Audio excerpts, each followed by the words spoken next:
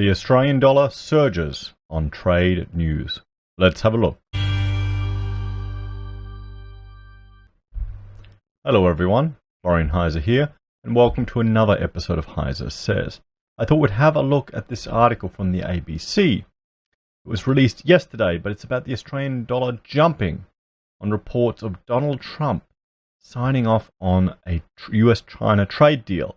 Although my understanding is it would be the phase 1 portion of the trade deal, which appears to be exactly what they already had. We'll have to wait and see. But let's jump over to trading economics, and we'll have a look at the Australian US dollar. At the time of recording, it is sitting at, what do we have here? 68.7 US cents per dollar. So it's jumped up from the 11th, from the 10th up to the 12th, which is 69 cents. So it went up from 68 to 69. So a decent jump. And it's retreated a bit. But you have to remember, we're only back to where we were in October and the high for September. Just look at that decline down there. So if we look at this in context, zooming back to the beginning of the year, where were we there? At 70 cents. So it's still trending down. I get the feeling the market is very finicky to any news or any responses from the trade negotiations with the US and China. And that's a big big concern for Australia, because I brought up the OEC, the Observatory of Economic Complexity, and you can see just our trade destinations. The top importer of our exports is China. So a slowdown in the Chinese economy is going to have an impact on our exports. And it will affect Chinese demand for our resources, and you'd assume it would have an onflowing effect onto the price of the dollar. So if the dollar drops down, fantastic, it's good for all our exports. But it's not good for all of these things that we import. So one here I'm hovering over right now, refined petroleum, that is going to have an impact on people all the time.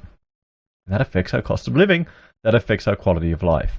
So we'll have to see, good news, but I'm not keeping my hopes up.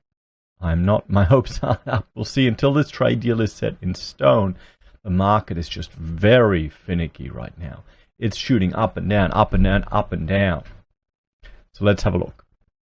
The Australian dollar jumps on reports of Donald Trump signing off on a US-China trade deal. The Australian dollar jumps to its highest value in almost 5 months on reports that the United States and China have reached a phase 1 trade agreement. US President Donald Trump signed off on a trade deal with China that would delay a new round of tariffs that was scheduled to be put in place on Sunday, according to Bloomberg News. Yes, but what did he get for giving that deal? By 9:45 Australian Eastern Standard Time, the local currency climbed to 96.32 US cents, and it's dropped down since then. Mr. Trump provided a strong hint overnight that he was very close to signing a trade deal with China.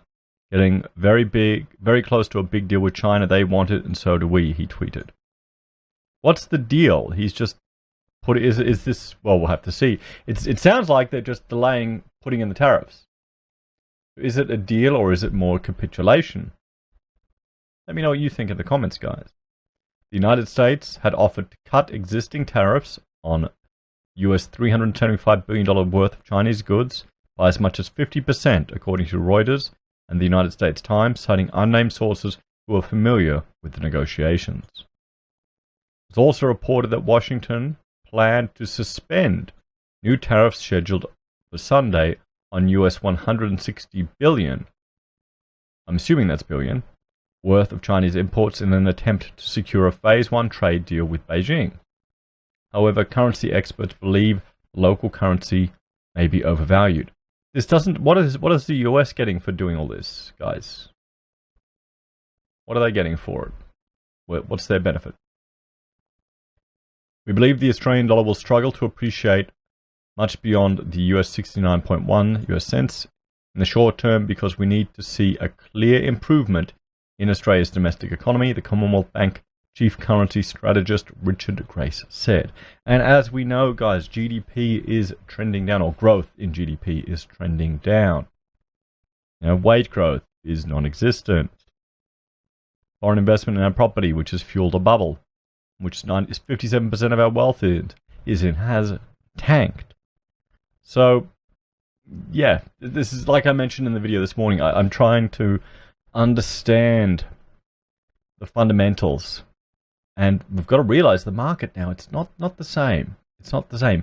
It's driven by this stuff, by Twitter. Trump has given Twitter relevance. They should love him. He has given their platform relevance. Anyway, the Australian dollar has nevertheless endured a broad-based appreciation over the last 2 days, consistent with the improving global economic outlook, or the theorized global economic outlook. And I mean, we've got this, the UK election results. That's just insane. That's just insane. And people are saying, oh, will this have a good impact on Australia? Well, let's jump over to this chart here, and let's have a look. Who are our export partners? China, Japan, South Korea, India, and Hong Kong. Where is the UK? We'll isolate Europe. United Kingdom, 29% of the UK. Okay, so we'll show all. So they are at export values 4.75 billion to Australia. So Hong Kong is larger than the United Kingdom to Australia with regards to destinations of our exports, guys. What other countries are bigger? Let's see. I mean, Singapore almost. Indonesia is bigger. Malaysia is about the same. New Zealand is about the same. A little bit smaller. So there you go, guys. It puts it all into perspective. What about our destinations? Let's see. Okay, 2.5% of our goods are coming from the United Kingdom. So, I mean, fantastic. The news coming out of Brexit that hopefully their own parliament might listen to the will of the people. But I can't see that offsetting any potential economic impact a decline in China would have to Australia. The scales just aren't there. When the UK got in bed with the European Union or the ECC back in the day, they kind of, cast Australia to the wind. So there'll be time for those things to offset. But hopefully that the UK, well, if we jump here, let's go to China. What we'll do is we'll go to China and we'll have a look at the UK's relationship to China, guys. Because a flow-on effect could be, how are we looking here? So exports, I mean, just look at the complexity of their economy compared to Australia. They're 33rd in the world. Trade balance, the destinations. So United States, Hong Kong, whereas the UK. UK is 2.4. So 2.4% of the exports from China going to the UK. Will that affect it? Perhaps. But a lot of other countries here, a lot of other countries in Europe. And what about origins? How much is China bringing in from the UK? 1.4%. So we'll have to wait and see, but I don't think it's going to be like a magic switch that's going to instantly offset any other potential losses that we have. So pound surges on a predicted Tory win. Meanwhile, the British pound was extremely volatile. The Australian dollar soared to a 3-week high against British currencies overnight, plus 1% at 52.75 pence. But within 3 hours, it plunged to 51.27 pence by 9:45 a.m. Let's jump and have a look to see what it is sitting at now. To my favorite economy, our favorite website, Trading Economics. What do we have? The Australian Euro USD, Australian USD. Come on, it's not really a big trading partner, isn't it? Euro cross. Oh, we'll just do this one. Great British pound, US dollars. It's more important. You can see here, so there you go. The pound has shot up since the election results. It's wow. It's at a level it hasn't been since March. What does that tell you? So there you go. Imagine riding that curve, guys. The local currency has not been this weak against the sterling since the Brexit referendum 3.5 years ago. With a slim majority of Britons voting to leave the when a slim majority of Britons voted to leave the European Union. The pound is also strongly higher against the US dollar, surging from $1.31 to $1.35 within an hour of the exit poll results being released. Britain's currency surged as exit polls predicted Prime Minister Boris Johnson would win an outright majority in the UK elections. Over the past few days, the pound has sunk because polls were anticipating the risk that Mr. Johnson might fail to win a majority, which could have led to further Brexit uncertainties. So record highs on Trump tweets. This is what I was saying, guys. The market is responding to Twitter posts from Donald Trump. December 15 is a crucial date for the US and China, as well as the entire global economy. If the US had implemented new tariffs on that date, many trade experts believed Beijing officials would have applied more tariffs on US goods and may have suspended talks until the US presidential elections in November 2020. Mr. Trump and Chinese President Xi Jinping have been embroiled in a 17-month trade war that has slowed global economic growth and dampened profits and investments for companies worldwide. By 10:30 Australian Eastern Standard Time, the Australian share market kicked off the day with moderate gains. The benchmark AS200 lifted by 0.5 to 6,747 points, driven mainly by mining and financial stocks. Well, that's not surprising. One could argue that's what our entire economy is driven mainly by here in Australia. So it is, except for property. It is following a strong lead from Wall Street, which hit record highs for the first time in a fortnight on the back of the president's tweets and the media reports. But after the initial surge, US stocks pulled back from those highs as investors became more skeptical or only cautiously optimistic. The Dow Jones Index closed 221 points higher, up 0.8%, at 28,132. The benchmark S&P 500 gained 0.9% to end at a fresh record of 3,168 points. The Nasdaq also posted strong gains, up 0.7%.